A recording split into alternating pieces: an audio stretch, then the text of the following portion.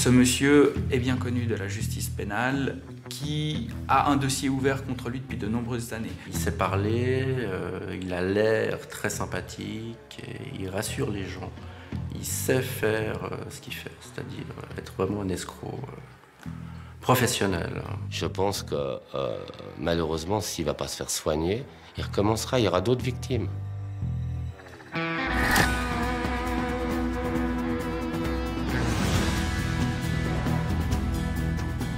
Il en a perdu des plumes dans cette histoire. Ce jeune propriétaire avait choisi d'investir son héritage dans l'immobilier.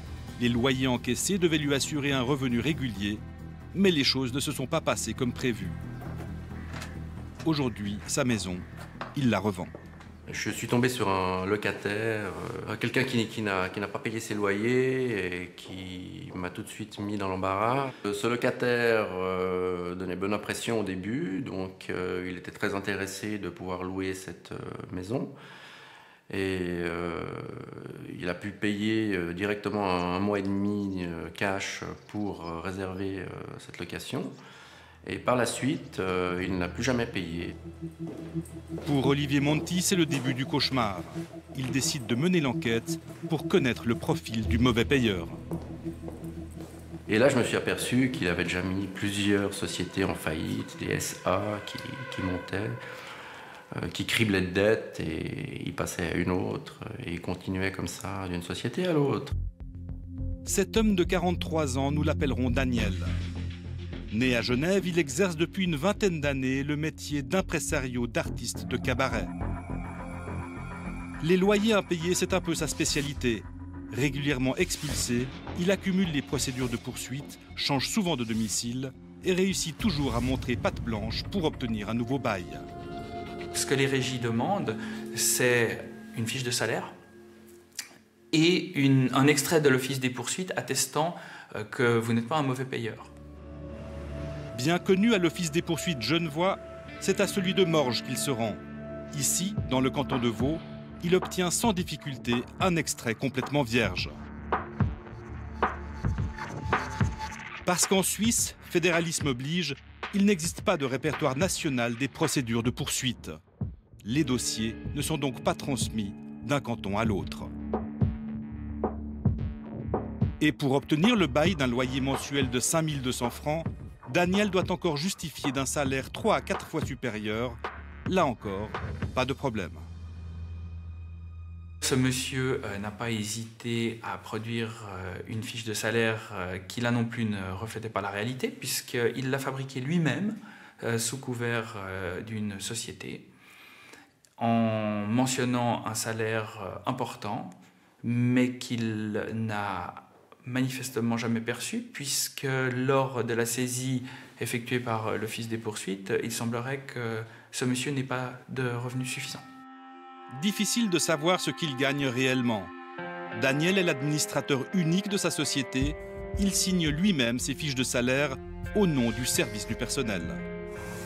Celle de juillet 2011 indique un revenu de plus de 17 000 francs, alors que depuis 1994, il fait l'objet de plus d'une centaine d'actes de défaut de biens. Autrement dit, Daniel est officiellement insolvable, il n'a donc pas les moyens de rembourser ses créanciers.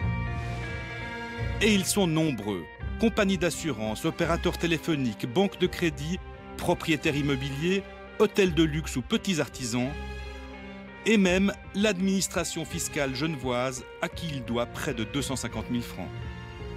En 2012, ses dettes dépassent les 700 000 francs, mais pas de quoi émousser son train de vie. Il avait toujours deux véhicules ici, une Mercedes décapotable et un gros 4x4 flambant neuf. Et régulièrement, il allait dans de très bons restaurants, des bonnes bouteilles, vraiment une qualité de vie plus qu'honorable. Pour Olivier Monti, la pilule est amère. Il ne croit pas à l'insolvabilité de son locataire et surtout, il ne comprend pas comment il a pu être abusé par une personne au passé aussi chargé.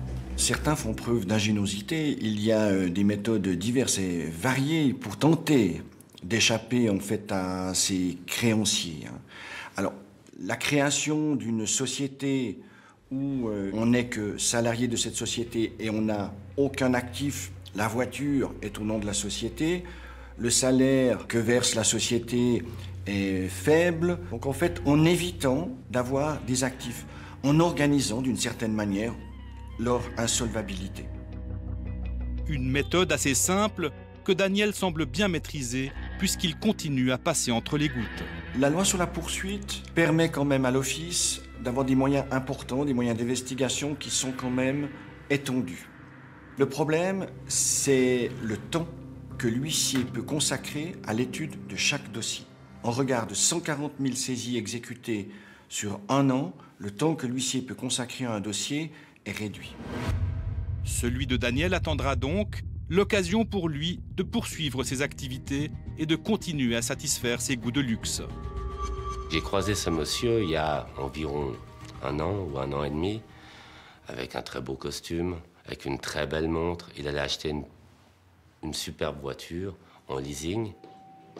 Michel Bossion est producteur et éditeur de spectacles. Il connaît Daniel depuis de nombreuses années. Ce monsieur a réussi à monter une agence, entre guillemets qui s'appelle artistique, puisque c'est pour les filles de cabaret. Il a réussi à escroquer ces pauvres filles qui venaient du Brésil ou de Pologne ou peu importe d'où, et à leur prendre leur dernière dîme à ces filles. Donc voilà comment ça s'est passé pour lui. Suite à ça, il était condamné, il était en prison pour ça. En effet, en 1998, Daniel défraie la chronique. Il a imité la signature de 2 artistes de cabaret et profité de leur absence pour virer leurs économies sur son propre compte. Au total, 80 000 francs. Daniel est condamné à 15 mois de prison pour escroquerie, faux dans les titres et violation de secrets privés. À sa sortie, il doit trouver un nouveau logement. Dans le secteur immobilier, il est impossible de connaître le passé sulfureux du personnage. Le problème, c'est qu'il n'est pas d'usage en Suisse quand vous cherchez à conclure un bail, qu'on vous demande de produire une attestation au sujet de votre profil personnel. C'est-à-dire, on ne vous demande pas d'extrait du casier judiciaire.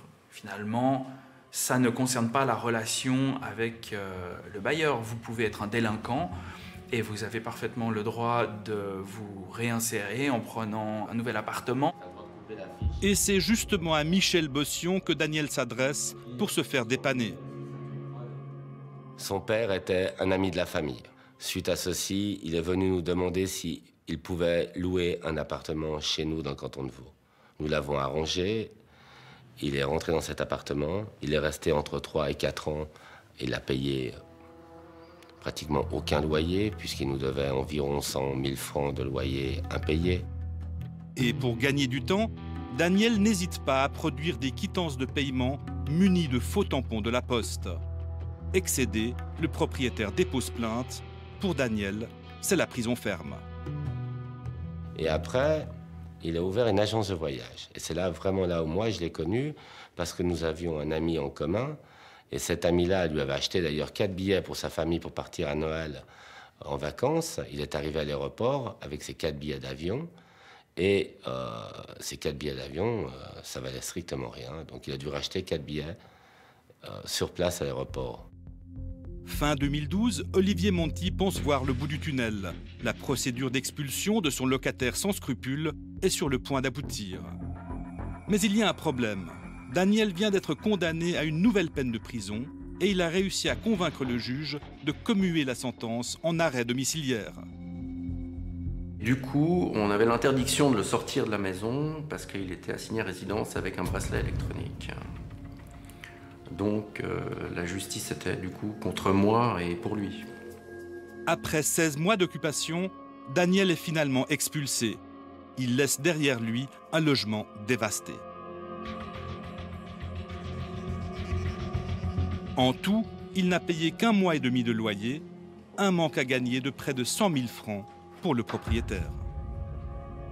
La justice, c'est pas très équitable parce qu'un monsieur comme ça qui fait énormément de dégâts autour de lui peut détruire une famille complète, peut pousser les gens au suicide et il ne sera pas considéré comme un criminel. Daniel a décliné notre offre d'interview. Mais il a tenu à préciser qu'il ne minimise pas les choses, qu'il n'a jamais voulu nuire à personne et qu'il fait son possible pour lentement faire face à ses engagements passés. Du côté de l'Office des poursuites, on reconnaît que pour éviter les abus, le système mériterait quelques aménagements. Par exemple, la création d'un registre fédéral des actes de défaut de biens. Je pense aussi que, à l'instar de ce qui est imaginé dans d'autres pays, je pense à la France, qui a un registre des débiteurs qui ont été déclarés en faillite et qui n'ont plus le droit de gérer de nouvelles sociétés, et ceci dans des délais qui peuvent aller jusqu'à 15 ans dans les cas graves de faillite frauduleuse. Donc ces débiteurs-là ne peuvent pas créer de nouvelles sociétés, ne peuvent pas en administrer, parce que justement, à un moment donné, ils ont commis des actes frauduleux. En Suisse, on ne connaît pas ce système-là.